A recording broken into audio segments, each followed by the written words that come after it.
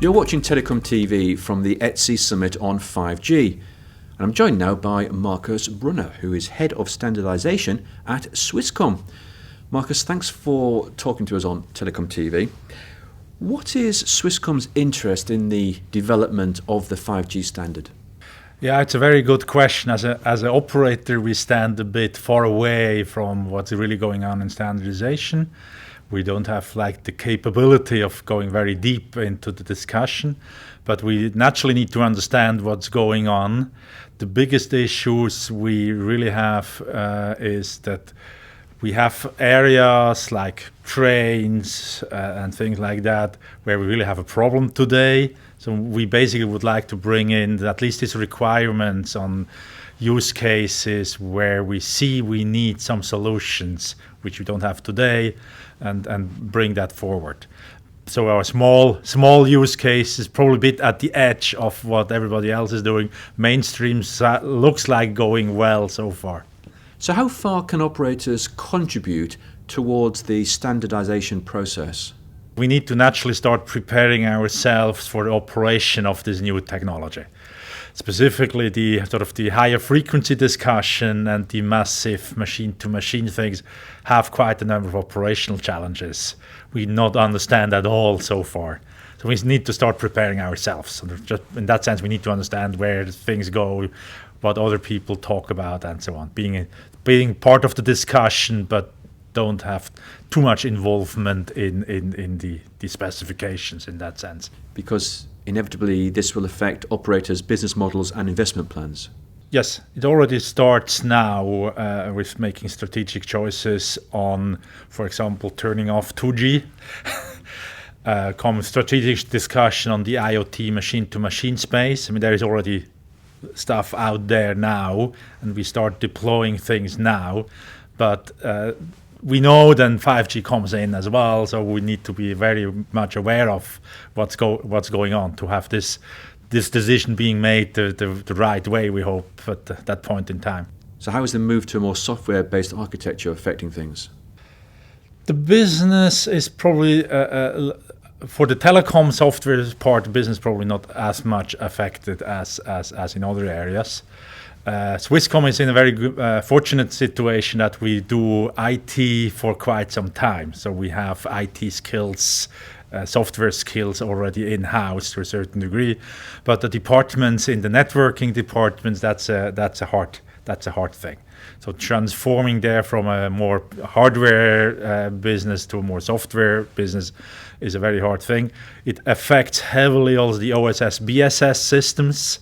If you have more agility, more speed, and so on, we have a lot of problems there to get to higher speeds in OSS, BSS.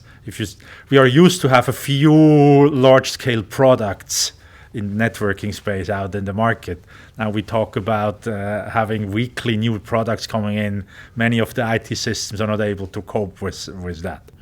One of the issues we're hearing about, especially with NFV and the move towards more software models, is the need to retrain and get new skills within operators. It is a challenge for certain people. We took some measures. For example, we started being involved and even contribute to open source things, specifically in the cloud space, more IT cloud space. We do more ourselves. We contribute there, so that we also train people by doing things really. In the network space, it's more with partners. There the skill change it takes longer, and it's too new at the moment. So we will see. But the measures are there, and the whole company transformation towards agility and softwareization has been decided on the strategic level, but needs to be implemented now and executed. So will take its time. And with the move towards software, we're also seeing a move towards embracing open source. Are there challenges here for you? No, it's not. For me, that's basically the same thing. As long as the open source community governance model is sort of near to what standards models are, we don't have a big issue with it. It's a set of people getting together, come to an agreement on how a system should look like. It's the challenges in open source space is bringing in the requirements in a form that developers are understanding it and are able to translate that into system features. So that was so far more process oriented in the ETSIs and ITUs of the world. So that, but I see trends that this is going to happen in open source as well. I mean, many open source communities these days don't start working on a project without having a clear requirement and a clear use case what to implement.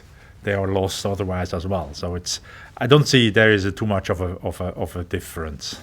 Do you view 5G as a discrete, almost standalone project, or is it part of an ongoing evolution of the network? It's both, depending on the area.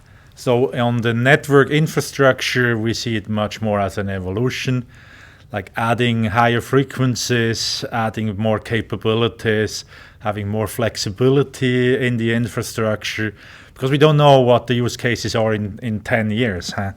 So it's difficult to judge at that point in time. Therefore, we want to have more flexibility, more breadths of the technology being able to have different use cases being implemented. But we see 5G also as I think in the meeting just now, ongoing here, discussion is largely about sort of the higher layers and the digitization of the industry, and what does that mean of the society, industry, and so on.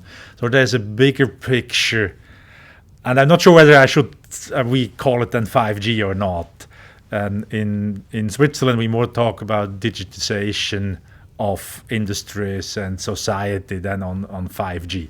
For us, 5G is still a very mobile, network-centric term in that sense. Marcus, thank you very much. Yeah, welcome. Thank you very much.